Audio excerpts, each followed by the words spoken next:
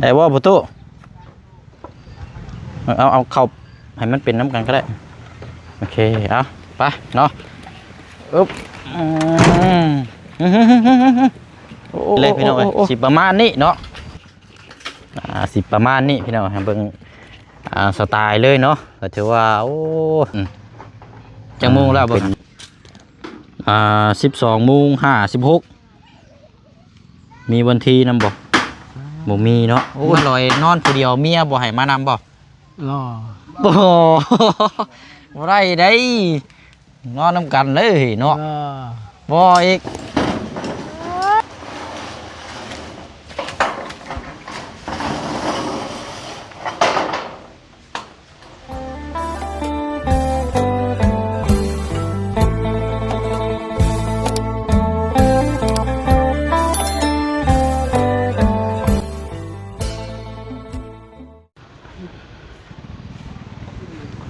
โอ้เนาะเป็นยังไงเนาะคือสีคึมๆแท้นี่โอ้เอาแล้วล่ะแกลวดก่อนแกลวดมัดก่อนเอาตัดมาพี่น้อยมันยาว4 เมตรก็ได้หารครึ่งซื้อมาเพิ่มอีก3 แผ่นเพราะว่า3 แผ่นนี่เขาเจ้านี่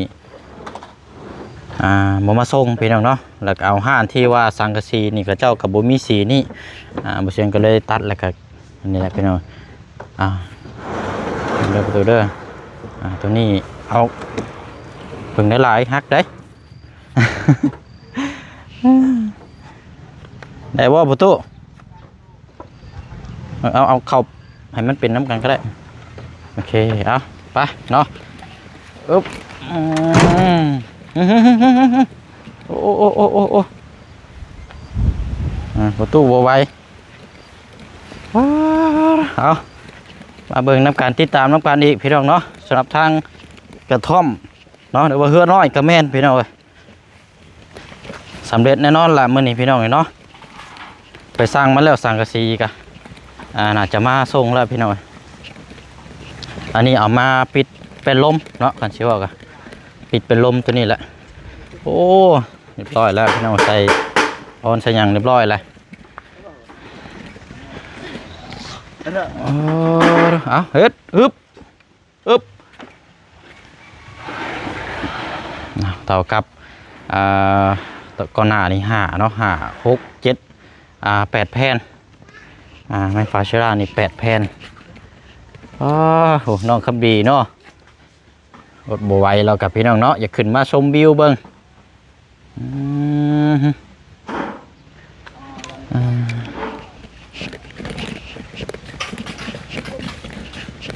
ทางอันน่ะปั่นนี่ยังบ่ทันมาว่าผู้ตุยังบ่ทันมาอยู่มาหรือว่ายังเดี๋ยวนี้ยังเ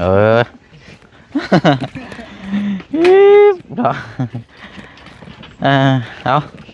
กำลังมุงนี่เลยพี่น้องเอ้ยสิประมาณนี้เนาะสิประมาณนี้พี่น้องเบิ่ง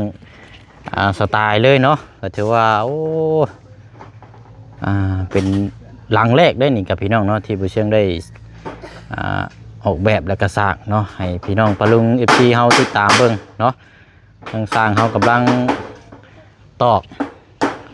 และอันนี้จะเป็นคอนข้างหน้าเนาะแล้วก็มองข้างหลังทั้งสร้างก็เดี๋ยวสิ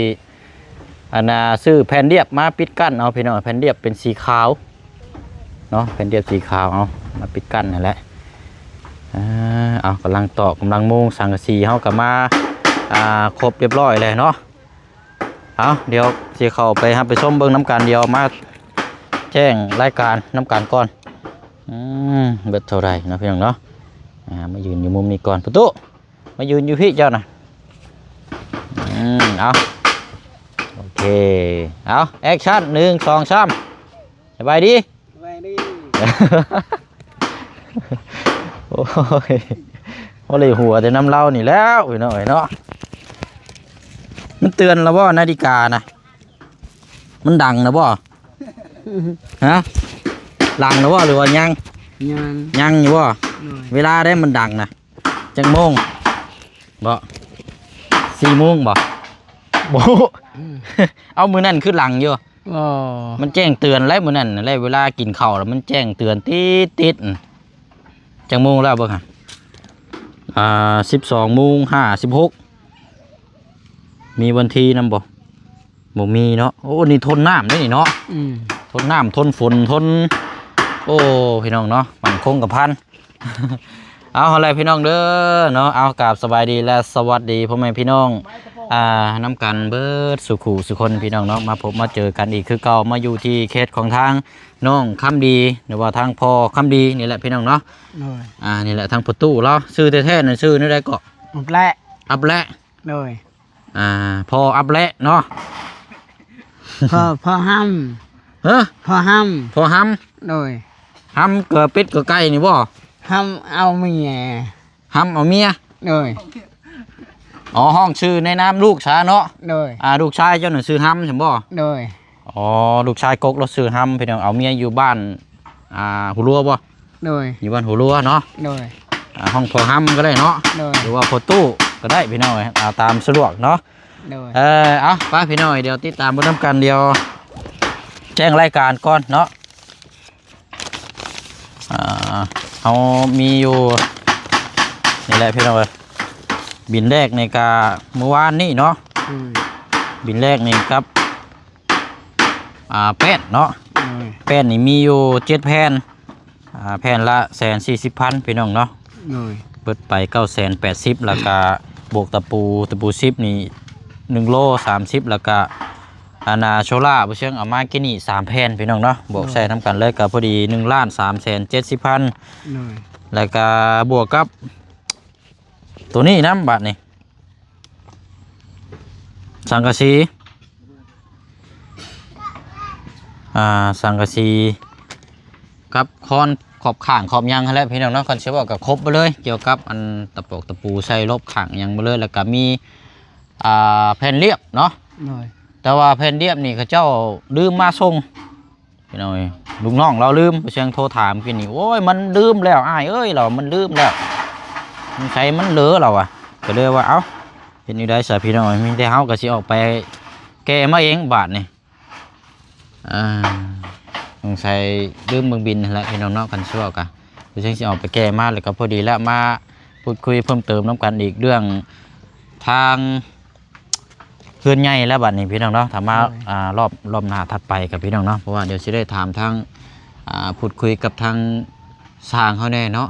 เรื่องเพื่อนนี่แหละพี่น้องติดตามเพื่อนน้ำกันอีกเนาะพี่น้องเนาะนี่เรามาติดตามตัวนี้ก่อนเนาะพี่น้องไม่นี่ก็แล้ววันนี้เนาะงามขนาดเลยพี่น้องใส่ขอบข้างใส่ไม่ฟาเชล่าเข้าไปรถเนาะอันนี้นี่เป็นลังแรกเลยนี่พี่น้อยงามเนาะสามารถเอาไปออกแบบแล้วก็สามารถ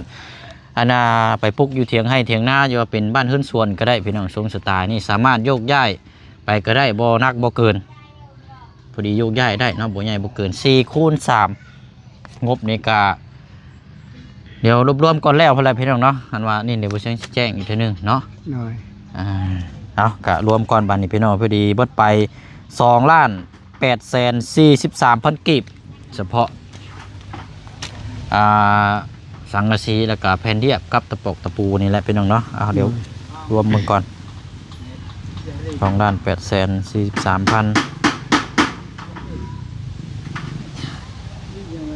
2,843,000บวกตัวนี้1,370,000 กีบพอดีเป็น4 ล้านเนาะ4,213,000 กีบนี่แหละพี่น้องก็ถือว่าน่าจะจบแล้วล่ะบัดนี้พี่น้องเนาะไป4,213,000 กีบเดี๋ยวแต่ค่าสร้างเฮาบัดนี้เนาะค่าสร้างเฮานี่ก็3 ล้านกีบหน่อยเนาะไปอะไรเนาะเดี๋ยวจังว่ากันบัดนี้พี่น้องเนาะเบิ่งหน้างานนำกันโอ้ยใส่แล้วประตูบัดนี้เนาะงามบ่ประตูงามฮะงามขนาดยังบ่ทันได้ขึ้นหลังคาได้นี่เนาะยังงามเนาะมาลอยนอนผู้เดียวเมียบ่ให้มานำบ่บ่ได้ได้นอนนำกันเลยเนาะบ่อีก เราย่าน ย่านยังนะ จากเรา เออเอาละเดี๋ยวเบิ่งบัตรแล้วพอไรจังว่ากันเนาะ โดย โอ้งามไปหน่อยขนาดมุงได้เริ่มนี่ได้นี่มาขึ้นหลังคาใหญ่เพิ่นแล้วก็ปิดเบิดนี่ยังสิป้าโตคักๆไปหน่อยเนาะหาอันนั่นแหละไม้48เฮามาให้สร้างเพิ่นเฮ็ดบันไดขึ้นนี่เด้อจักอันหนึงเด้อ โดย ไม้เฮาก็ยังเหลืออยู่แล้วว่าบ่อยู่เทิงเป็นยังเด้อบ่ได้เฮ็ดบันไดนะบ่ได้พ่อไปหน่อยไปอะไรพี่น้องเนาะติดตามไปเบิ่งน้ำกันบัดนี้ประตูไปขึ้นไปเทิงผู้ไป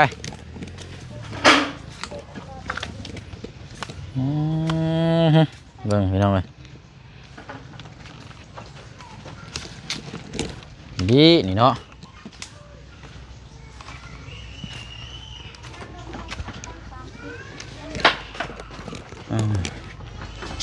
และพี่น้องเลย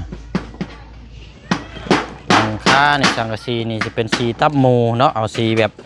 เข้มๆสีแบบผู้ใหญ่แน่จักหน่อยสีตับหมูสีเข้มๆตัดมุ้งไปใส่ขอบข่างน้ำอีกได้พี่น้องขอบข่างเขาบ่พอใช่ไหมจักบ่ตู้ไปนับเบิ่งเนี่ยฮอดอยู่บ่สี่แผ่นฮอดบ่ ขี้ ฮะ ขี้ ฮอด4บ่ โดย โอ้โอเคเอามันมีอยู่ก้อหนึ่งไปหน่อยเนาะเขาเจ้าตัดมามันสั่นพดไอ้กูตอนนะเดี๋ยวผู้ชายมันจะไปเปลี่ยนแล้วก็จังเอาไม้พาชลาไอ้ไม้แผ่นเรียบมาเลย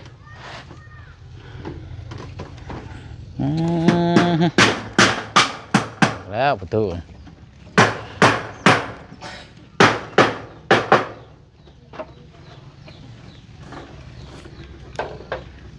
อีกผ่านไปถัดไปกี่ประมาณเกือบชั่วโมงก็น่าจะสำเร็จแล้วไปหน่อยเนาะ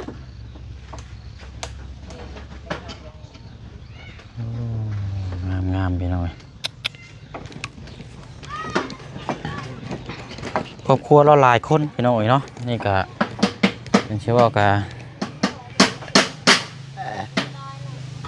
เยอะนอนแหละเนาะเพราะว่าทั้งระยะน้ำแนมไปหน่อยเต้าเราก็หลายคนเดี๋ยวปิดตัวโล่งๆนี่ไปนี่ยังสีงามแหละพี่น้อย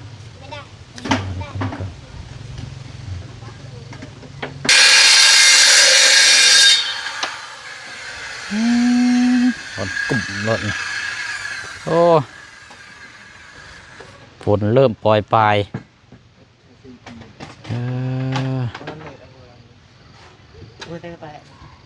บ้านนี้น่าจะแม่นแผ่นใหญ่พี่แล้วบ้านนี้เนาะ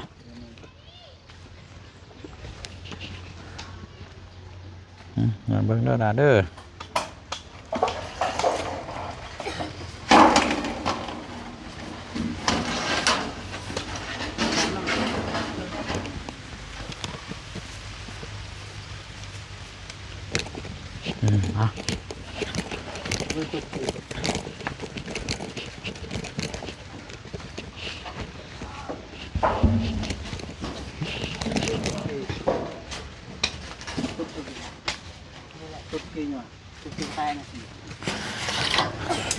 ขนาดกลางไปหน่อยสังกะสี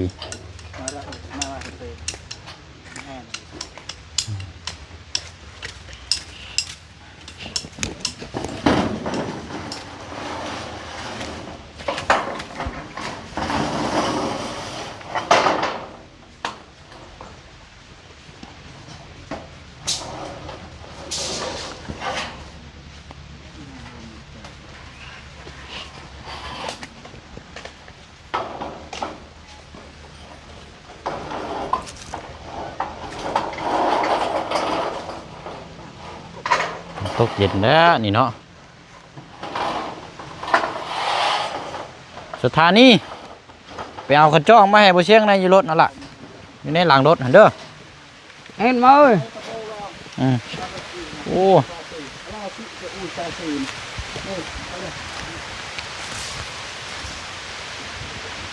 สร้างเป็นแทะบัตร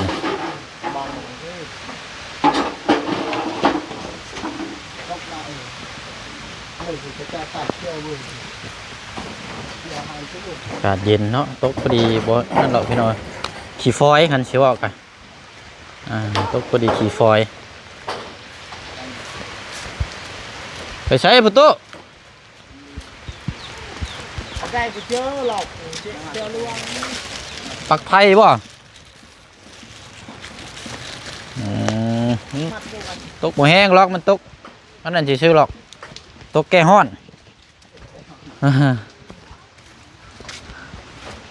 เฮ้ยยูแก่ฮ้อนตกแก่ฮ้อนฝนตกแก่ฮ้อนเชื่อนี่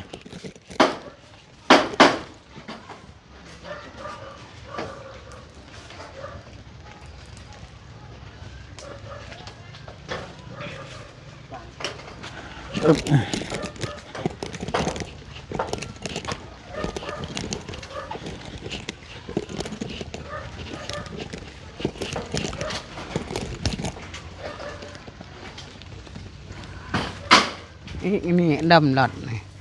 ลูกนี่ กำลังเริ่มมู ลูกดำหลอดลูกนี่รายหลอดดำ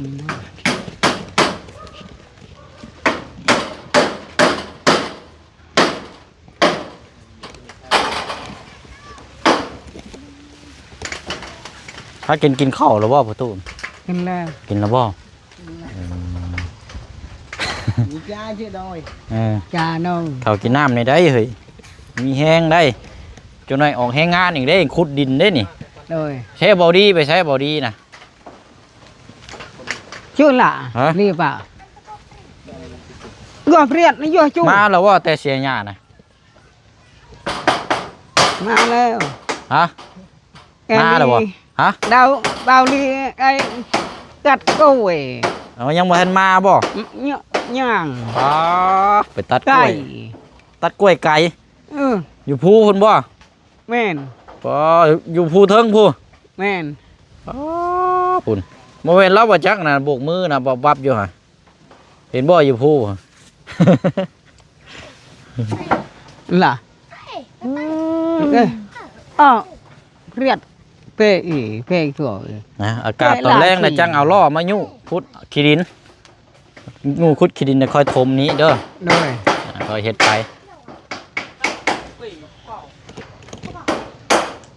เปรียดlàเปlà chi vô chu kìa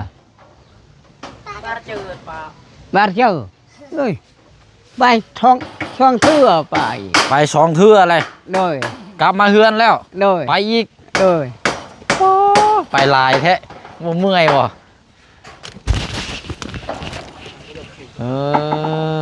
เนาะ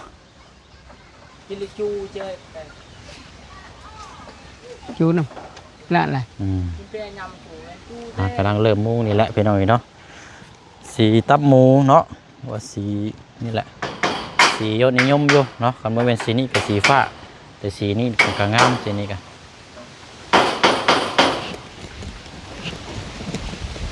ใส่ขอบข้างพุ่นแล้วจังสีเบิ่งมันจังสีรูรีจังสีงามพี่น้อยขอบข้าง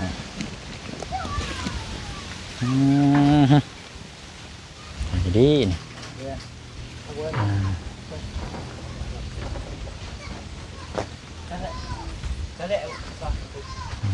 แผ่นที่สอง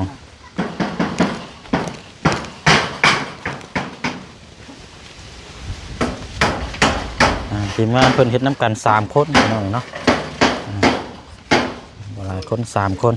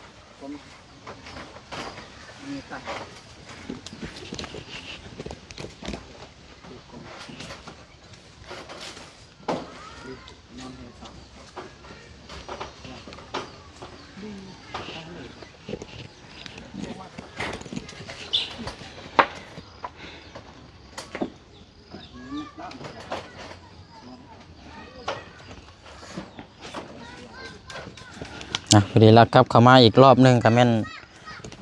อาจจะ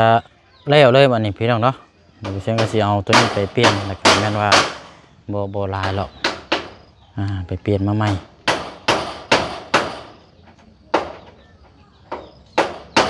เครื่องภาคคุมผลเนี่ยจังน้อยพี่น้องเนาะภาพก็สีมันมืดแน่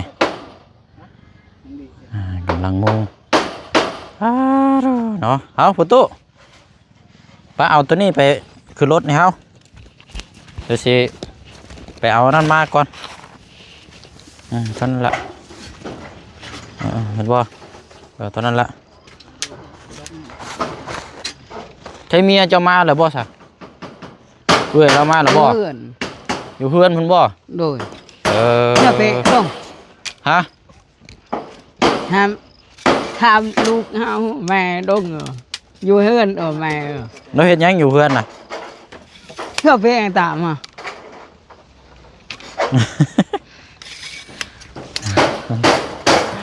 โอ้ไปหน่อยเนาะเอาก็ถือว่าเป็นครอบครัวที่แบบตลกกระแม่นแล้วก็สงสารกระแม่นรถมัน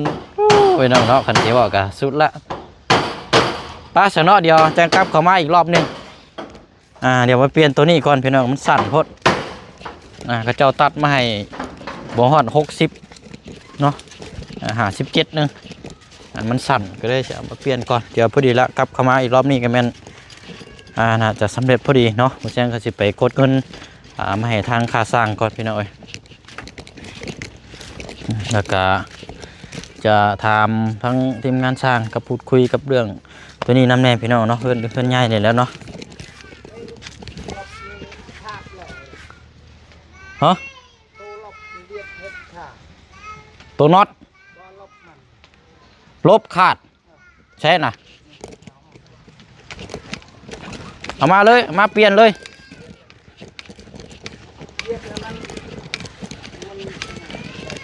ลบตัวกลางเห็นบ่โอ้มีแต่ว่าตัดมาเลยเขามาเฮ็ดเอาเองได้บ่คันว่าเหยียบยันเขาเฮ็ดขาดอีกเนาะเขาเหยียบก็ได้มุนแบบนี้มันขาดมีแต่เขาตัดแล้วเขามาพับเอาก็ได้เนาะมันบ่ได้แข็งปานใดยาวเท่าไรก็ยาว5 เมตรเนาะโอเคมาละโอ้มันก็หัวแล้วนี่เนาะป้าพุตุ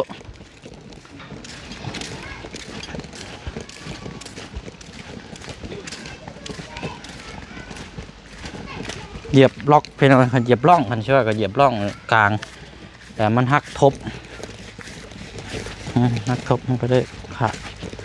แล้วใส่รถกลางนะมันสีหัวไปเอาโยนขึ้นหลังรถเท่าละโยนขึ้นรถ